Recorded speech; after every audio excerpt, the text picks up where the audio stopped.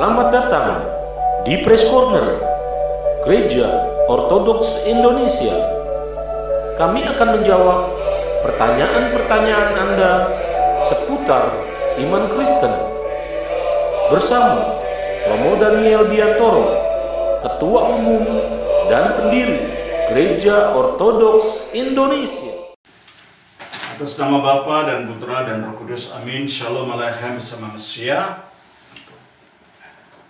Untuk saudara-saudara dari Gereja Barat, Protestan dan Katolik yang merayakan Paskah pada hari ini, saya ucapkan selamat Hari Paskah. Kami dari Gereja Timur Ortodoks, karena kami menggunakan kalender yang berbeda, yaitu kalender yang lebih tua, kalender Julian, jadi kami merayakannya berbeda. Kami baru merayakan untuk minggu depan. Hari ini kami baru tanggal berapa ini ya? Tanggal berapa ini? Saya lihat. Tanggal 12 April 2020 kami baru merayakan Minggu Palem. Ya? Baik. Kali ini kita akan melanjutkan acara kita, yaitu menjawab pertanyaan-pertanyaan saudara yang sudah sampai kepada kami. Tapi sebelum saya lanjutkan, saya mohon jangan lupa saudara subscribe ya. Tolong subscribe supaya ini makin berkembang di situs kita ini. Dan juga tolong klik like-nya, serta itu gambar lonceng yang ada di situ juga tolong diklik. Dan tolong juga share kepada sebanyak mungkin teman kalau saudara merasa diberkati dengan pelajaran ini. Dan dengan demikian teman-teman yang lain juga ikut diberkati. Dan kalau saudara ingin terpanggil untuk membantu pelayanan kami ini, saudara bisa mengirimkan persembahan melalui rekening bank yang ada di akhir video ini. Dan juga sangat membantu kami kalau saudara nanti nonton video-video kami, tolong kalau ada iklan jangan di skip ya, lanjutkan aja, karena itu juga akan membantu kami iklan itu. Jadi tolong iklannya biarkan saja sampai selesai, lalu saudara lihat programnya. Terima kasih, Tuhan berkati.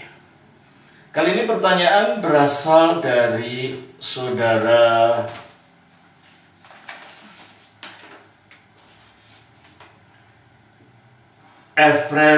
Efresrik Christ. Pertanyaannya adalah, salam sejahtera Romo, saya mau bertanya-tanya tentang orang yang murtad. Kira-kira orang yang murtad apakah ada hukuman? Dan apakah bisa kembali lagi? Terima kasih. Saudara sulit saya mengucapkannya. Efresrich. Maaf ya, lidahnya terseok-seok. Mari kita baca dari Ibrani pasal yang ke-6 ayat 4 sampai 6. Di sana dikatakan demikian, Ibrani pasal 6 ayat 4 sampai 6. Sebab mereka yang pernah diterangi hatinya, yang pernah mengecap karunia surgawi, dan yang pernah mendapat bagian dalam Roh Kudus, dan yang mengecap firman yang baik dari Allah, dan karunia-karunia dunia akan datang, namun yang murtad lagi. Jadi tadinya ini orang non-Kristen, lalu percaya, diterangi sampai menerima karunia-karunia keselamatan, lalu murtad lagi. Atau dia bisa berlaku juga orang yang sudah percaya lalu meninggalkan Kristus, ini juga murtad. Orang yang murtad lagi tidak mungkin dibaharui sekali lagi sedemikian hingga mereka bertobat. Nah, ini harus kita hati-hati mengerti makna ini ya. Ada orang yang murtad bukan karena memang yakin dia menolak Kristus, karena dia dulunya imannya tidak benar gitu loh. pemahamannya tentang imannya juga kurang jelas. Dia nggak tahu betul iman Kristen. Dan ini saya lihat banyak orang yang mengatakan dirinya mu'alaf dan lain-lain. Setelah saya lihat apa yang dia omongkan di YouTube, sama sekali mereka tidak tahu tentang iman Kristen itu. Sehingga mereka menyelewengkan apa yang dimaksud oleh ajaran iman Kristen dengan pikirannya sendiri. Nah, orang-orang yang demikian belum bisa katakan murtad secara yakin. Orang yang murtad saya yakin itu umpamanya saya gitu ya. Saya sudah tahu betul apa yang diajarkan oleh kitab suci, saya tahu betul siapa Kristus itu, saya tahu betul apa itu ajaran iman saya sebagai orang Kristen, dalam hal ini orang Kristen ortodoks. Lalu saya tinggalkan iman ini. Entah saya jadi ateis, entah saya jadi pengikut agama lain, kemudian dengan yakin saya mengatakan itu salah dan saya mulai menjelek-jelekan agama saya yang lama. Nah, dengan seyakin-yakinnya saya menjelek-jelekan itu. Nah, ini baru betul-betul dikatakan murtad. Kalau tadinya Kristen KTP tidak tahu apa-apa ya, karena orang tuanya Kristen, nenek moyangnya Kristen, ya dia sudah Kristen secara budaya, tetapi dia sendiri tidak meyakini apa arti iman itu. Ketika meninggalkan iman Kristen, saya belum mengatakan itu betul-betul murtad. Hanya dia nggak tahu saja. Dan sama nggak tahu yang ketika dia menjadi agama baru pun sama nggak tahunya dengan imannya yang lama. Nah, orang begini yang tidak tahu betul imannya itu gampang diseret sana sini. Tapi kalau sudah yakin betul, sudah tahu benar, akan sulit untuk murtad. Dan kalau orang sudah murtad betul-betul, itulah yang dikatakan menghujat Roh Kudus itu. Menolak kesaksian Roh Kudus di dalam hatinya bahwa Kristus itu betul-betul Sang Mesias yang pada waktu hidupnya menyatakan diri dalam mujizat-mujizatnya. Nah, ketika orang ini sudah diterangi demikian oleh Roh Kudus, sebab Alkitab mengatakan dalam 1 Korintus 12 ayat 3, tak seorang pun dapat mengatakan Yesus Tuhan, Yesus itu Tuhan, kecuali oleh Roh Kudus. Jadi untuk mendapat keyakinan betul-betul tentang Kristus dan untuk percaya tentang Kristus, itu orang perlu mendapatkan pencerahan Roh Kudus. Ya, kalau orang Islam mengatakan mendapat hidayah, kita mengatakan mendapatkan pencerahan Roh Kudus. Coba kita baca. Kita baca di dalam 2 Korintus pasal yang ke-4.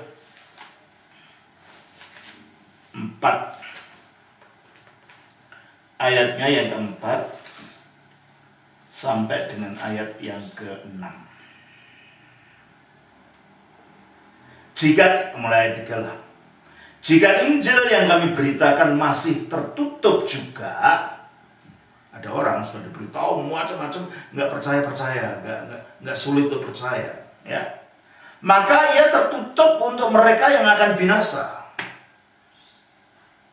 Kenapa binasa ya? Karena dia nggak buka hatinya, sebab keselamatan itu hanya di dalam Kristus. Yaitu orang-orang yang tidak percaya, yang pikirannya telah dibutakan oleh ilah zaman ini. Maksudnya ilah zaman itu adalah iblis. Sehingga mereka tidak melihat cahaya Injil tentang kemuliaan Kristus yang adalah gambaran Allah. Sebab bukan diri kami yang kami beritakan. Para rasul bukan memberitakan dirinya sendiri, bukan ajarannya sendiri, bukan supaya orang mengikut mereka. Tidak. Sebab bukan diri kami yang kami beritakan, tetapi Yesus Kristus sebagai Tuhan dan diri kami sebagai hamba-Mu karena kehendak Yesus.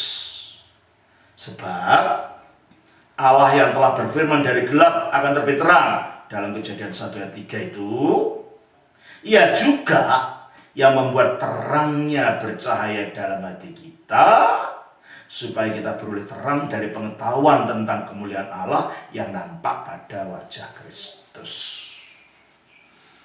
Jadi untuk mengerti pengetahuan tentang kemuliaan Allah yang nampak pada wajah Kristus itu perlu ada terang, cahaya ilahi di dalam hati kita.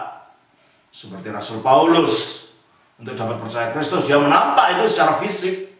Dengan mata yang sama mereka dia buta. untuk dapat dia mengenal kemuliaan Kristus itu. Jadi kalau gitu menjadi Kristen itu, mengakui Kristus itu, betul-betul orang harus menerima pencerahan, penerangan ilahi, sehingga orang dapat datang kepada Kristus. Kalau hanya ikut-ikutan, ya upah saya Kristen, keluarga saya Kristen, bapak saya, mama saya Kristen, lalu saya Kristen. Nah, ini Kristen secara budaya saja. Belum tentu dia mengetahui betul-betul imannya, dan banyak orang seperti itu. Sehingga orang sedemikian ini, setelah mungkin dia tidak pernah baca Alkitab juga. Sehingga orang ini ketika ditunjukkan ayat-ayat Alkitab yang ditafsirkan menurut kacamata orang yang mau menarik dia kepada agamanya itu, dia langsung jatuh, kelopak-kelopak sudah. Dengan demikian, dia meninggalkan iman. Bukan karena betul-betul yakin tentang imannya dulu, tapi karena ketidaktahuannya. Jadi ketika dia meninggalkan Kristus, itu bukan dengan keyakinan sungguh menolak Kristus. Nah, orang demikian masih bisa bertobat. Orang yang demikian masih bisa bertobat. Tetapi kalau orang yang sudah murtad, betul-betul murtad setelah mengetahui semuanya, seperti dikatakan Ibrani tadi, ya, Ibrani 4 ayat yang ke Ibrani 4 ayatnya yang ke-5 tadi, ya. Ibrani 6 saya keliru. Ibrani 6 ayat yang ke-6. Namun yang murtad lagi tidak mungkin dibarui, sekali lagi sedemikian. Jadi kalau saya menolak Kristus, betul-betul saya sudah tahu semuanya ini, dan menolaknya tuh yakin saya itu salah gitu loh, sehingga saya jelek-jelekan itu. Nah, kalau begitu saya tidak mungkin dibarui lagi. Hingga mereka bertobat, sampai dia bertobat. Sulit kalau sudah begini. Udah tahu, sudah benar, lalu tiba-tiba memutuskan untuk tidak percaya lagi, untuk meninggalkan iman kepada Kristus, untuk meninggalkan Injil. Orang ini dikatakan tidak mungkin dibarui, sekali lagi sedemikian, hingga mereka bertobat. Mengapa? Sebab mereka menyalibkan lagi anak Allah bagi diri mereka. Ditolak. Jadi seperti orang Yahudi menolak Kristus dan menyalibkan, orang yang murtad itu sama dengan orang Yahudi zaman dulu yang menolak Kristus dan menyalibkan. Dan akhirnya apa yang dilakukan dalam mereka menyalibkan? Mengolok-olok. Nah, orang itu begini. Akhirnya mengolok-olok, mencari-cari dari Alkitab untuk membenarkan agamanya yang baru, meskipun dengan tafsiran yang sudah diputar-putar dengan karuan. Ini menyalibkan Kristus itu, ya. Menyalibkan lagi anak Allah bagi diri mereka dan menghinanya di muka umum seperti orang Yahudi itu. Akibatnya apa? Ayat 7. Sebab tanah yang menghisap air hujan yang sering turun ke atasnya, maksudnya hati ini menghisap air hujan yang turun ke atasnya, itu menerima firman-firman yang diterima di dalam hatinya, dan yang menghasilkan tumbuh-tumbuhan yang berguna bagi mereka yang mengerjakannya, menerima berkat dari Allah. Makanya saya ingatkan orang Kristen, belajarlah imanmu baik-baik. Bacalah Alkitab setiap saat. Tidak cukup hanya mendengarkan khotbah-khotbah di gereja yang biasanya dipilih oleh pengkhotbahnya tertentu lalu ditafsirkan menurut apa kacamata pengkhotbah itu. Bacalah langsung kitab suci itu. Santo Ambrosius mengatakan, ketidaktahuan akan kitab suci adalah ketidaktahuan akan Kristus. Kita tidak tahu apa-apa tentang Kristus kalau kita tidak mempelajari firman-Nya, tidak mempelajari kitab suci. Maka saya ingatkan, jadikanlah ini menjadi poin dalam kehidupanmu untuk membaca kitab suci setiap saat. Di samping doa juga. Ya, kalau kami dalam gereja ortodoks ada doa 7 kali sehari, ada 3 kali sehari, ada yang 2 kali jikalau waktunya tidak bisa. Nah, disambat dalam berdoa itulah kita juga membaca kitab suci untuk memahaminya. Selanjutnya, tetapi jikalau tanah itu menghasilkan semak duri dan rumput duri, apa ketidakpercayaan, keraguan-keraguan, penolakan itulah semak duri dan rumput duri, tidaklah ia berguna dan sudah dekat pada kutuk yang berakhir dengan pembakaran. Jadi kalau tanya apa ada hukumannya, ya ayat ini sudah jelas. Dikutuk, dibakar. Bakarnya apa? Bukan bakar api biasa, itu api neraka maksudnya. Jadi kalau saudara mengatakan apakah orang ini dapat hukuman, ya tentulah karena apa? Jalan keselamatan menurut Alkitab itu cuma satu, Yesus. Coba kita baca. Nah, jalan keselamatan yang satu yang tadinya dia punya itu ditolak, ya sudah. Dapat keselamatan dari mana dia? Dikatakan di dalam Kisah Rasul pasal yang keempat ayat 12. Kisah Rasul 4 ayat yang ke-12 dikatakan oleh kitab suci demikian. Kita baca saudara. Ya. Dan keselamatan tidak ada di dalam siapapun. Tidak dikatakan dalam agama apapun, enggak. Injil tidak tertarik pada agama pada dirinya sendiri. Dan Injil tidak memberitakan agama. Injil memberitakan pribadi yang telah mengalahkan dosa melalui penyalipannya, yang telah mengalahkan iblis melalui penguburannya, yang telah mengalahkan kematian melalui kebangkitannya, yang menyatakan hidup kekal melalui naik yang surga dan duduk sebelah kanan Allah dan tetap hidup sampai sekarang. Sehingga dia menjadi sumber hidup kekal itu. Maka ini yang diberitakan Injil. Dan keselamatan tidak ada di dalam siapapun juga selain di dalam Dia. Ini bukan kecap, bukan jual kecap ya. Karena dibuktikan, dia mati, dia disalibkan, dia mati, dia bangkit, dia naik ke surga, disaksikan oleh murid-muridnya. Jadi bukan jual kecap ya. Sebab di bawah kolong langit ini tidak ada nama lain. Jadi bukan agama ya, tidak ada agama lain. Bukan itu, kita tidak tertarik pada agama pada dirinya. Injil memberitakan pribadi yang telah memberikan hidupnya untuk keselamatan manusia dengan mati disalib, dikuburkan lalu bangkit terus naik ke surga dengan tubuh yang bangkit tadi, yang diberikan kepada manusia yang olehnya kita dapat diselamatkan. Jadi kalau tidak ada nama lain dan nama itu ditolak, ya tentulah kemana dia. Dikatakan selanjutnya dalam Yohanes 3. Yohanes 3 ayatnya yang ke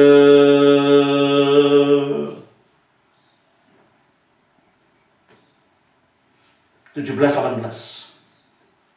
Sebab Allah mengutus anaknya, yaitu firman-Nya yang satu-satunya, ke dalam dunia bukan untuk menghakimi dunia, melainkan untuk menyelamatkannya oleh Dia. Barang siapa percaya kepadanya, ia tidak dihukum, itu kalau percaya.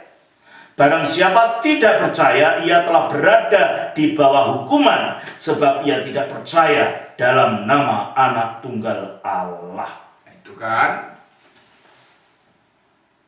Kalau tidak percaya pada nama Anak Tunggal Allah ini, menolak dalam hatinya, lalu meninggalkan Dia, itulah murtad, maka dikatakan dia sudah berada di dalam hukuman. Dalam Ibrani dikatakan dia berada di bawah kutuk. Dalam Ibrani dikatakan dia dekat pada pembakaran, dan pembakaran itulah pembakaran api neraka, sebagaimana dikatakan dalam Matius pasal 25 ayat 41. Matius 25 ayatnya yang ke-41 dikatakan demikian. Dan ia akan berkata juga kepada mereka yang di sebelah kirinya, enyahlah dari hadapanku, hai kamu orang-orang terkutuk, enyahlah ke dalam api yang kekal, yang telah sedia untuk iblis dan malaikat-malaikatnya. Jadi sebenarnya neraka itu bukan untuk manusia, untuk iblis dan malaikat-malaikatnya, yaitu roh-roh jahat yang mengikutinya. Nah, kita masuk ke situ kalau kita mengikuti jalannya iblis ini, yaitu dengan menolak Kristus, yaitu dengan meninggalkan Dia, yaitu dengan murtad kepadanya. Jadi dari ayat-ayat Alkitab ini saudara jelas sekali. Pertanyaan dari saudara Chris ini, kira-kira orang murtad itu apakah ada hukuman? Ya saudara bisa jawab sendiri kan? ayat-ayatnya sudah saya baca dan saudara bisa baca lagi. Dan apakah bisa kembali lagi? Ya kalau murtadnya nggak sungguhan, murtadnya hanya pengaruh ini dan itu, karena uang lah, karena kedudukan lah, karena wanita cantik lah, karena dikawin oleh orang kaya lah. Nah kalau itu murtad-murtadan, biasanya banyak orang itu harus kembali gitu loh. Ya saya kira itu yang dapat saya berikan kepada saudara Grace. Jawaban saya, Tuhan memberkati. Nama Bapa, Putra, Roh Kudus. Amin.